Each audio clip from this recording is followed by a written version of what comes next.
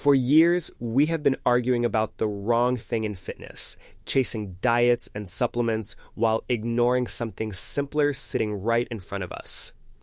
What if the way you arrange your training, meaning which body parts you hit on which days, quietly decides whether you burn fat or store it? Well, somebody finally ran that exact study, the first of its kind. And honestly, the results are a little wild once you see them, because this study did not only measure which workout burns the most fat while you train, it measured what happens for hours afterward too. We are talking about shrinking the belly fat you can pinch and the deeper fat around your organs that you honestly cannot even feel. Here is the part that stings a little. Most people who lift are doing the exact opposite of what this study actually found. They train hard, they get sore, they show up faithfully, and then they stare in the mirror wondering why nothing ever seems to change. Under the wrong conditions, your training might actually be nudging your body into a stress state where holding on to fat becomes easier, not harder. So here is the deal. Stay with me, and I will walk you through 3 things that will completely reshape how you train. And at the very end, I will hand you a couple of nighttime nutrition tricks that raise how much fat you burn tomorrow. Because that is the whole theme here, pulling small levers now that quietly pay you back later, hours and even full days from now. If you are brand new and not training regularly yet, then honestly, none of this fancy structure is your real problem right now. For a true beginner, the best split is simply the one you will actually do 4 or 5 times a week. Full stop. But that is not most people watching this. Most of you are already past that stage, already lifting, already showing up almost every day. Once consistency is handled, it stops being about whether you show up and starts being about how those sessions are actually structured. And this is where it gets genuinely interesting, because researchers took 2 of the most popular training styles on the planet and compared them.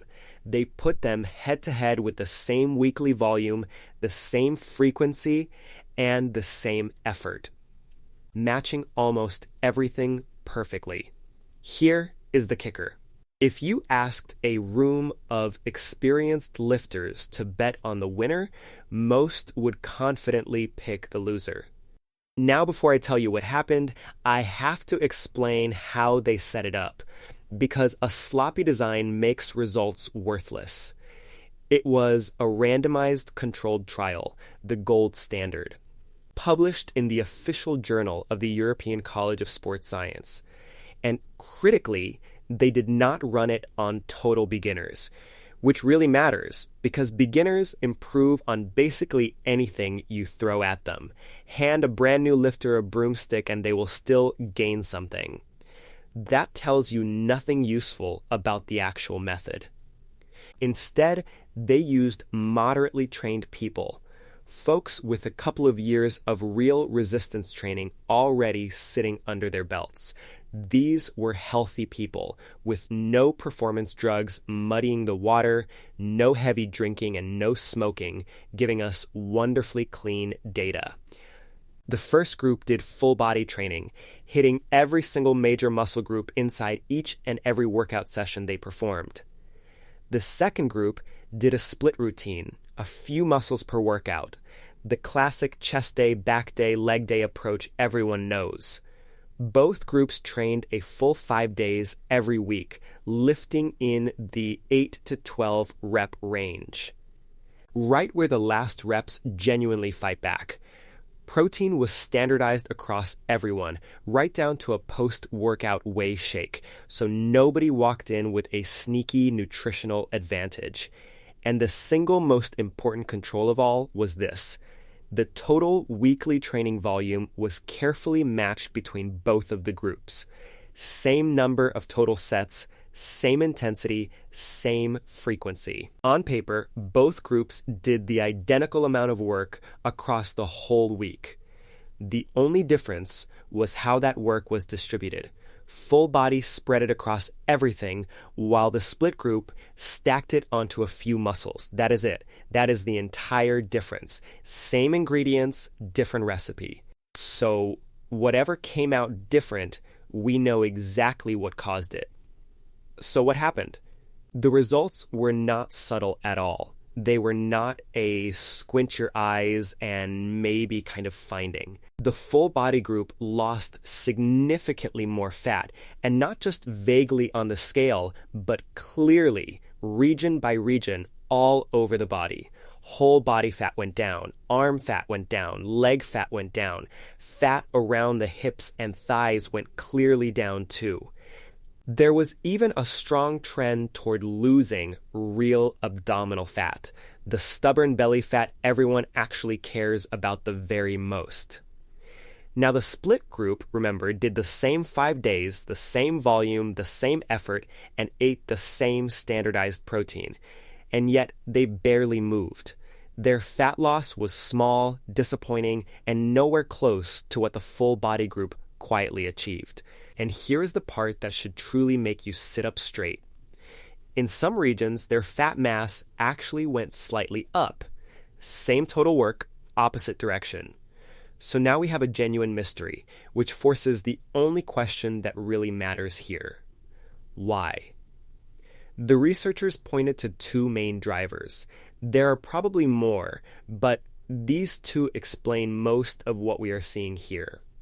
The first reason is something called systemic energy demand, and it is honestly simpler than that slightly intimidating name might first suggest. When you train more muscle groups inside a single session, you force your body to pull energy from many more places at once. You crank up total glucose uptake, spin through more stored glycogen, and push your overall energy expenditure noticeably higher for a while. So your body stays in that elevated fat burning state noticeably longer after you have already left the gym and gone home. Picture it simply, like your electricity bill at home. Training one isolated muscle is like running just one appliance at full blast. Training the whole body is like switching on every light, the oven, the heating, the washer, the dryer, the entire house at once.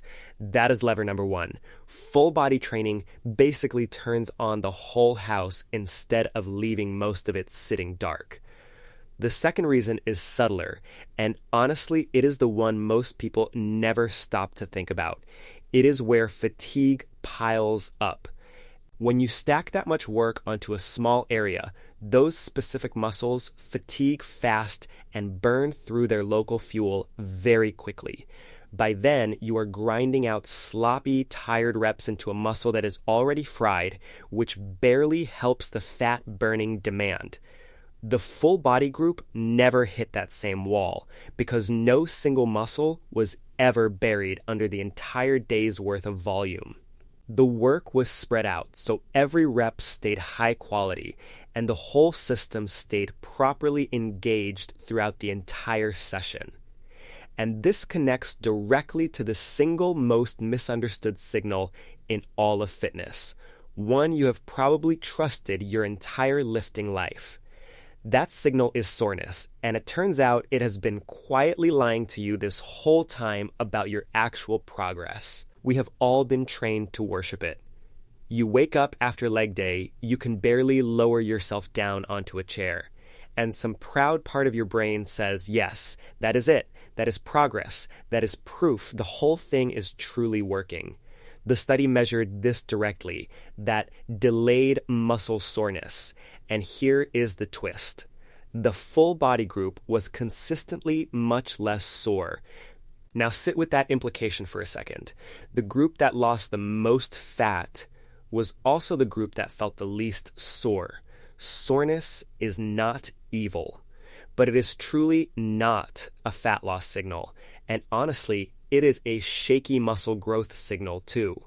All that heavy soreness really tells you is that you inflicted a bunch of localized damage on one muscle, tearing it up badly.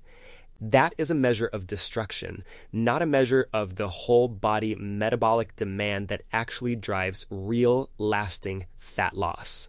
And here is the real trap. When soreness stays sky high all the time, your recovery slows down and your training quality quietly drops. That feeling of being destroyed is quietly seducing you into thinking you are winning, while you are actually just spinning your wheels. Fat loss does not reward destruction. It rewards consistent, repeatable energy demand, sessions you can recover from and comfortably do again. So when you zoom out, you see training as a metabolic event, and that shift changes everything, including how your food fits in. Here is something that makes the full body approach even more compelling, because these benefits do not stop at the fat you see. Your muscle tissue is one of the largest glucose sinks in your entire body, and quite possibly the single largest one you have. In plain English, muscle is where your body parks and burns the sugar floating around inside your bloodstream after you eat something. This is not hand-waving. Research published in the journal Diabetologia showed resistance training improved blood sugar control better than aerobic exercise. That was in normal weight people with type 2 diabetes, and it increased their lean muscle mass at the very same time. Read that again slowly. Lifting beat cardio for managing blood sugar, which tells you resistance training is not just building muscle for looks. Research in the Journal of Nutrition, Health and Aging showed resistance training improved processing speed and executive function, especially in older adults. Animal research in the Journal of Applied Physiology found resistance training increased proteins tied to memory and learning inside the brain's memory regions. The point is simple. This style of training is systemic and whole body, not some localized bit of damage on one lonely muscle. This was not a beginner study.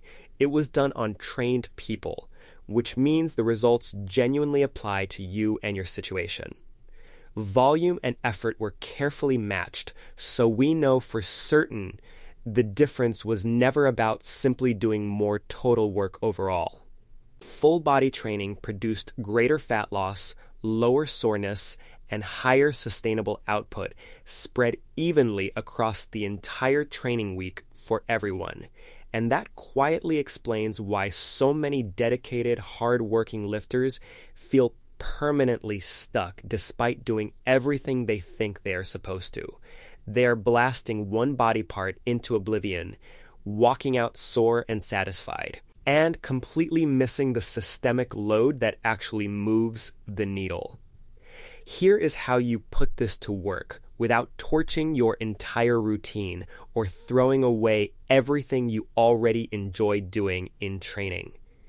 If fat loss is your priority right now, lean toward full body training, or at least much higher frequency exposure for each muscle.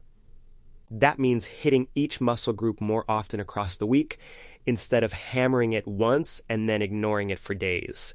An upper-lower split works beautifully for this too.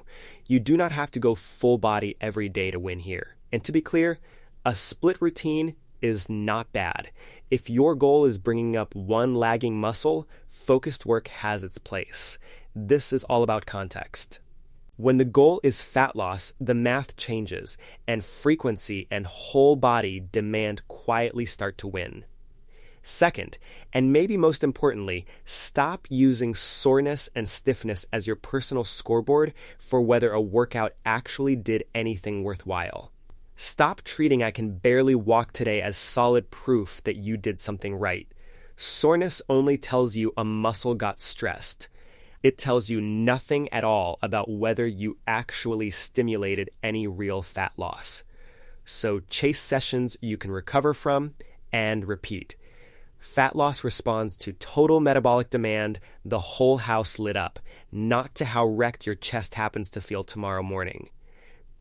Train movements, train patterns, train the entire machine as one connected system. That is genuinely the whole name of the game here.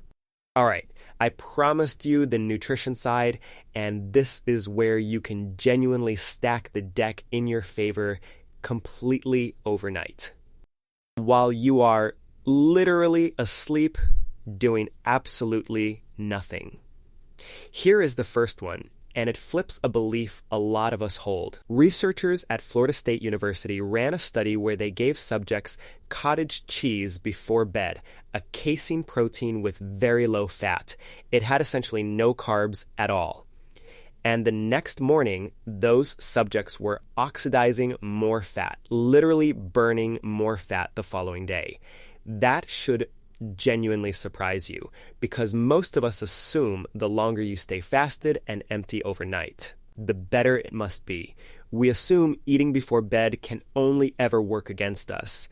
This study quietly says otherwise, and researchers had two ideas about why. The first is a stress angle. A small amount of pure protein before bed may nudge the body into a calmer, more restful state. That calmer overnight state may leave you far better set up to handle the next day's training, instead of grinding away on empty. But the bigger driver looked purely metabolic. That little bit of protein appears to gently rev the metabolism just enough overnight to matter. It stays slightly elevated into the morning, and you carry that small fat burning edge forward with you into the rest of your day. The key detail you absolutely cannot skip is that it has to be pure protein, with no carbs and little to no fat. That is exactly what keeps it from wrecking your sleep. In fact, protein like this before bed may actually help you sleep better, but the moment you start adding carbs and fat to that pre-bed meal, you completely lose the effect you were chasing after. How much fat your body burns overnight turns out to be one of the strongest predictors of how lean you will be going forward. This has been carefully measured in real labs. It is real. We all quietly burn a fair amount of fat while we sleep. And here is the surprising bit. As a percentage of fuel, we generally burn more fat at night than we do during the day. That happens because we drift into a natural fat-burning state called beta oxidation while we are sleeping through the quiet overnight hours. And there is a simple way to lean into that fat-burning state even harder overnight. It is apple cider vinegar before bed. The acetic acid inside apple cider vinegar gets converted into acetate, which then slips directly into your mitochondria to do its quiet work. It helps trigger an AMP state, a metabolic switch that essentially convinces your body it is in a deeper fasted state than reality. So the practical version is simple. An hour or two before bed, take about 2, maybe 3 tablespoons of apple cider vinegar in water. And here is a nice bonus move on top of that. Add some glycine, because glycine helps calm you down and improve sleep quality. It also helps drive you into that deeper AMP state, so you get better sleep and higher overnight fat oxidation from the same glass. Now let me be honest and precise with you here. You are not melting away actual pounds of fat while you sleep at night. What you are really doing is turning up the signal, nudging the machinery that quietly decides how lean you slowly trend over time. So here is how you would run both of these nutrition levers together for the best possible result across your entire training week. On your lighter days, say 4 nights a week, use the apple cider vinegar, water, and glycine before bed to push overnight fat oxidation. On your 3 heaviest training days, when the body needs a bit more, do the cottage cheese instead to feed recovery and metabolism. Rotate them like that, and you are quietly working both metabolic systems at once instead of just one, getting the best of both worlds. So let us bring this all the way home now. For the very first time, we honestly do not have to guess anymore. When everything else is held equal, the same days, volume, effort, and protein, the way you arrange your training genuinely changes your fat loss. Full body, higher frequency training quietly out, burned the classic split routine that most of the entire gym is faithfully running every week. So stop worshiping soreness. Stop measuring your hard-earned progress purely by how completely destroyed and wrecked you happen to feel afterward. Instead, reinforce your training at night with a couple of small, precise nutrition levers that keep the fire quietly burning while you sleep. Do that, and you finally stop fighting your own training. You start making every hour work for you, in the gym and long after.